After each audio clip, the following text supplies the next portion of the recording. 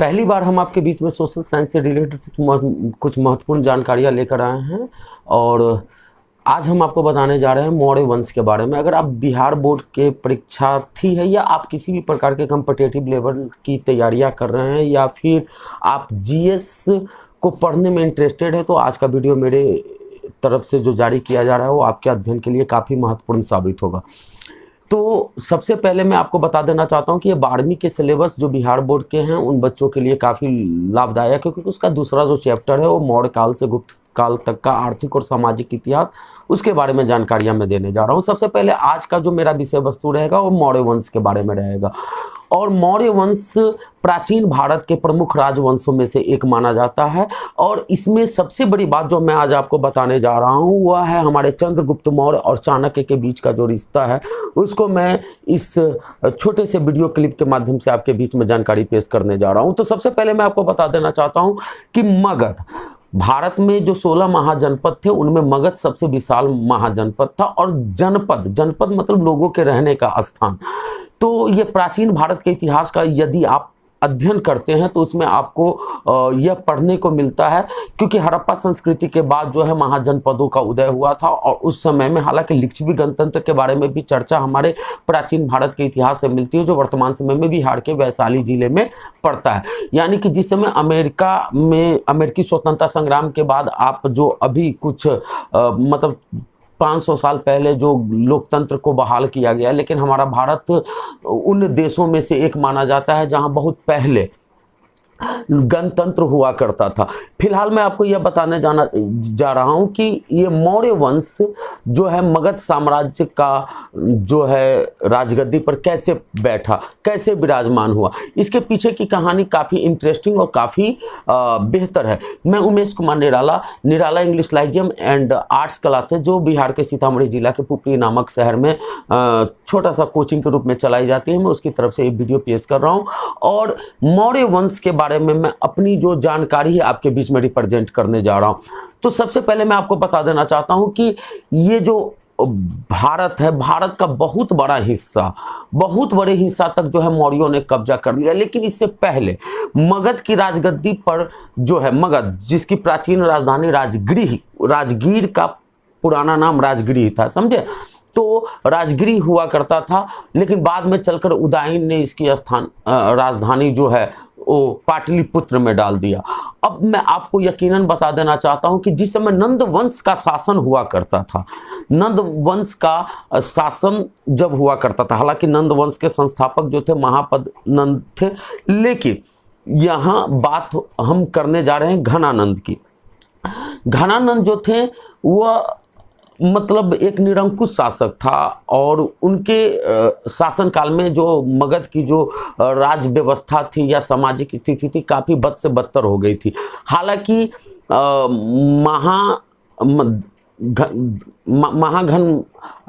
घनानंद ने जो नंद वंश की स्थापना की थी, उसके बाद से कई ऐसे शासक थे जो नंद वंश के कमान को संभाले थे। लेकिन ये घनानंद जो थे, घनानंद के समय में एक आचार्य चनक ने उनका विरोध किया और वह सक्टार जो उसका मित्र था उनके साथ मिलकर कुछ विरोधी योजनाएं बनाया।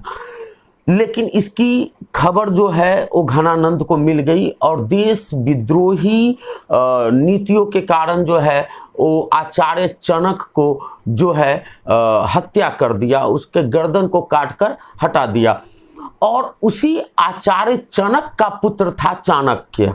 आइए हम आपको मेन स्टोरी की तरफ लाते हैं। चाणक्य की उम्र उस समय मात्र 14 वर्ष थी और राजधानी के चौराहे पर चाणक्य के सर को लटका दिया गया। रात के अंधेरे में चाणक्य जो उसका पुत्र था अकेले उसने क्या किया, उस बांस से उसके कटे हुए सिर को नीचे उतारा, उसको कपड़े में लपेटकर और उसका अंतिम संस्कार करने के लिए गंगा के किनारे पहुंचे। और गंगा के किनारे पहुंचकर उसने कसम खाया कि हे गंगा, जब तक मैं इस मैं अपने पिता के हत्यारे का बदला नहीं ले लेता हूं तब तक मैं तला हुआ वस्तु नहीं खाऊंगा। और इतना बड़ा टिकी भी रखता था। हाँ, तो उस टिकी को यानी सीखा कह सकते हैं, उस सीखा को भी उसने कहा कि जब तक मैं घनानंद के रक्त से इस सीखा को नहीं धोऊंगा तब तक मैं इसको नहीं बांधूंगा। और इस प्रकार से चाणक्य जो है घनानंद का बहुत ही बड़ा दुश्मन बन गया। नंद वंश के विनाश का पूरा मिजाज लेकर वो वहां से उसके दरबार मतलब उस मगध साम्राज्य से निकल गया। लेकिन बाद में जाकर उनकी मुलाकात एक राधा मोहन नामक एक पंडित से हुई। राधा मोहन ने उनको तक्षशिला विश्वविद्यालय में उनको मतलब उनके टैलेंट को पकड़ लिया कि बहुत ही टैलेंटेड पर्सन है, और चाणक्य को उसमें मतलब तक्षशिला विश्वविद्यालय में उसको जो है एक आचार्य के रूप में, प्रोफेसर के रूप में जॉब डलवा दिया। हालांकि वहां उसने नाम बदल लिया, वहां उसने नाम रखा विष्णुगुप्त, है ना। और विष्णुगुप्त के नाम, हालांकि उनका नाम कौटिल्य भी था, और कौटिल्य के नाम से उसने 2 पुत्र, हालांकि ऐसा माना जाता है, हमारे बौद्ध ग्रंथों में इसकी चर्चा है कि मतलब चाणक्य का नाम कौटिल्य था, विष्णुगुप्त था या वात्स्यायन था। वात्स्यायन के नाम से उन्होंने कामसूत्र पुस्तक की रचना की, और कौटिल्य के नाम से उसने अर्थशास्त्र पुस्तक की रचना की। हालांकि बहुत बड़े विद्वान थे।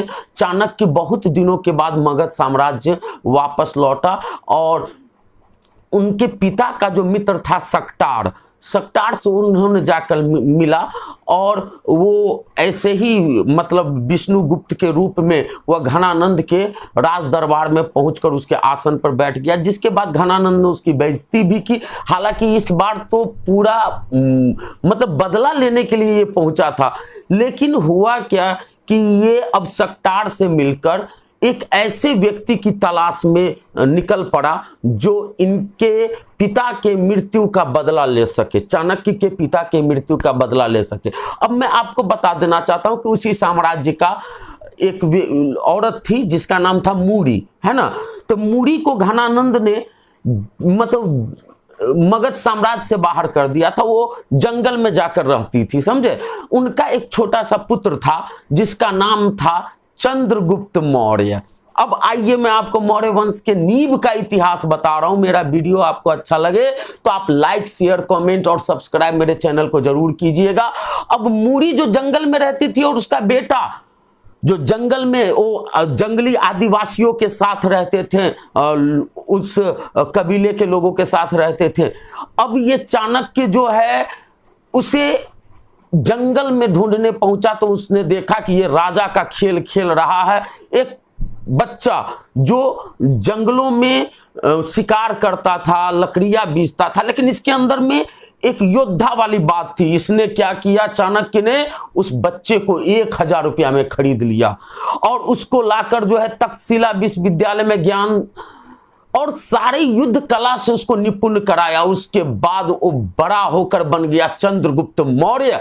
अब मैं आपको इसके इतिहास का एक बहुत बड़ी जानकारी प्रदान करना चाहता हूं, देना चाहता हूं कि सबसे पहले उसने पंजाब और सिंधु जैसे क्षेत्रों को अपने कब्जे में किया। हालांकि उस समय सिकंदर ने भारत के बड़े हिस्से को अपने कब्जे में कर लिया था। पोरस का नाम सुने होइएगा। पोरस से युद्ध करते समय में सिकंदर के खिलाफ चाणक्य ने साथ दिया था। हालांकि अब वहां से यानी कि जो पंजाब और सिंध का इलाका जो है, जो चंद्रगुप्त मौर्य वहां विजय प्राप्त कर लिया था, लेकिन चाणक्य उसके गुरु थे। उसने कहा कि मुझे यहां के विजय से मतलब नहीं है, हमें मगध पर विजय चाहिए, हमें घनानंद की मृत्यु चाहिए। और चंद्रगुप्त मौर्य अब वहां से चल दिए मगध की ओर और मगध पर आक्रमण करके घनानंद को मार दिया। तब जाकर चाणक्य का जो वचन था उसके रक्त से अपने शिखा को धोया और इस प्रकार से नंद वंश का अंत हुआ और भारत में मगध की राजगद्दी पर विराजमान हुए हमारे चंद्रगुप्त मौर्य, जो मौर्य वंश के संस्थापक थे। अब आपकी को इसके बारे में कुछ और भी जानकारियां मैं दे देना चाहूंगा कि 322 ईसा पूर्व से लेकर 298 ईसा पूर्व तक जो है मगध की राजगद्दी पर जो है चंद्रगुप्त मौर्य ने शासन किया। लेकिन एक चीज आपको मालूम है कि जब सिकंदर की पराजय हुई तो सिकंदर ने अपना एक उत्तराधिकारी के रूप में सेल्यूकस निकेटर को छोड़ दिया। सेल्यूकस निकेटर जो सीरिया का रहने वाला था, हालांकि सिकंदर यूनान का रहने वाला था, तो सेल्यूकस निकेटर को छोड़ दिया और सेल्यूकस निकेटर को पराजित करने का काम किया चंद्रगुप्त मौर्य। चंद्रगुप्त मौर्य ने सेल्यूकस निकेटर को पराजित करके काबुल, हेरात, कंधार, बलूचिस्तान, गंगा का मैदान, पंजाब, सिंध, यहां तक कि उत्तर पश्चिमी ईरान तक जो है अपने मौर्य वंश का झंडा गाड़ दिया। इधर जो है अभी जो वर्तमान में मगध जिसको हम कहते हैं वो है क्या? बिहार का प्राचीन नाम मगध है। बंगाल भी उस समय बिहार में था। बात समझ रहे हैं ना? तो उस समय ये सारा उसके, हालांकि अगर दक्षिण भारत की बात किया जाए तो उत्तरी कर्नाटक तक मौर्य वंश का जो है झंडा लहरा दिया गया। अगर बात किया जाए तो उधर नर्मदा नदी के किनारे तक मौर्य वंश का झंडा लहरा दिया गया। इस प्रकार से मौर्य वंश का विस्तार हुआ। लेकिन सेल्यूकस निकेटर को जब पराजित किया, ये विदेशी आक्रमणकारी को खदेड़ कर भारत से निकालने के लिए एक देशी राजा तैयार हो चुका था। तो सेल्यूकस निकेटर को जब पराजित किया तो सेल्यूकस निकेटर को पराजित करने के बाद जो है ना, इसको 500 हाथी गिफ्ट में दिए। हमारे चंद्रगुप्त मौर्य जो है 500 हाथी उसको गिफ्ट में दिए और कुछ क्षेत्र भी दिए। कारण क्या था मालूम है? उसकी एक पुत्री थी। अब ये जंगल में रहने वाला बचपन गुजारा हुआ ये चंद्रगुप्त मौर्य, उसकी पुत्री हेलेना से इसको प्यार हो गया। अच्छा थी, गोरी थी, लंबी थी, तो थोड़ा सा इसको देखने सुनने में अच्छा लगा होगा, तो इसने उससे मतलब शादी का प्रस्ताव दिया और इस प्रकार से सेल्यूकस निकेटर की पुत्री हेलेना का शादी चंद्रगुप्त मौर्य से हो गया। अब जाते समय में चंद्रगुप्त मौर्य ने कहा कि ऐसा क्या है कि जब शादी हो गया है तो जो राजदूत जो आपका है जिसका नाम था मेगास्थनीन, इसको कम से कम लोकनिया के रूप में रख दीजिए। और ये क्या हुआ कि उसको लोकनिया के रूप में, यानी कि उसके मतलब हेलेना के साथ रख दिया चंद्रगुप्त मौर्य के दरबार में। वही मेगास्थनीन मौर्य वंश का बहुत बड़ा पुस्तक लिखा, नाम था इंडिका। बात समझ रहे हैं? हम इस वीडियो में जो आपको इतनी बड़ी जानकारियां दिए हैं वो चंद्रगुप्त मौर्य, हालांकि चंद्रगुप्त मौर्य ने मौर्य वंश का बहुत विस्तार किया, लेकिन बाद में जाकर वो जैन धर्म को अपना लिए और जैन मुनि भद्रबाहु के साथ वो श्रवण बेलगोला में जाकर उपवास कर अपने शरीर को त्याग दिए और इस प्रकार से चंद्रगुप्त मौर्य का इतिहास समाप्त होता है। तो मुझे उम्मीद है कि ये इतिहास का एक छोटा सा जो मैंने आपके सामने में जानकारी प्रदान किया है या कराने की कोशिश किए हैं, आपको अच्छा लगा होगा। तब तक के लिए मैं विदा लेता हूं। धन्यवाद।